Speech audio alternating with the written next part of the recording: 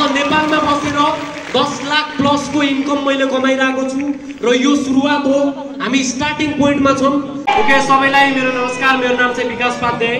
By profession चाहिँ म student पनि हो र पढ्दा पढ्दै मैले यो बिजनेसको सुरुवात गरेको थिएँ र अहिलेको टाइममा हेर्नुहुन्छ भने लगभग 4 वर्ष पुरा भइसकेको छ।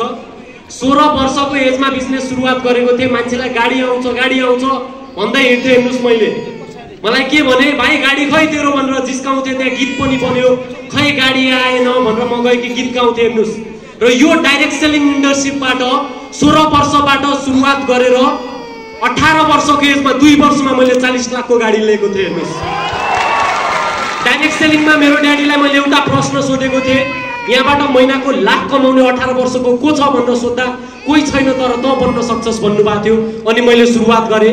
हाम्रो अपलाइन हुनुहुन्छ मिस्टर टेम्पा शेर्पा सर, उहाँलाई एकचोटि जोरदार ताली बजाइदिनुहोस्। उहाँले मलाई एउटा कुरा भन्नुभएको थियो, विकास बाबु यो पैसा कमाउने बिजनेस होइन, पैसा कमाउने जुन चक्रव्यूहमा मान्छे फसेको छ त्योबाट मुक्ति पाउने बिजनेस हो भन्नुभएको थियो। हेर्नुहोस्, 17 जना केटाहरू थिए। 17 जना मध्ये नेपालमा म एक्लै छु। कोही अस्ट्रेलिया छ, कोही युएस छ, कोही क्यानाडा छ।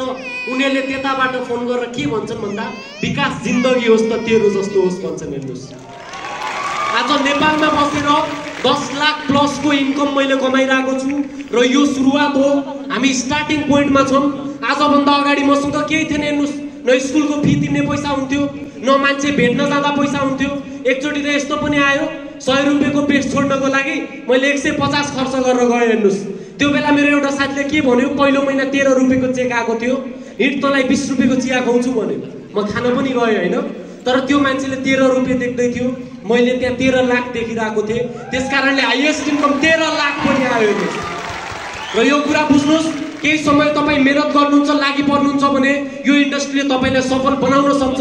भगवानले माथिबाट तल त पठाइदियो, जिन्दगीमा माथि आफै उड्नुपर्छ। यो कुरा बुझ्नु होला।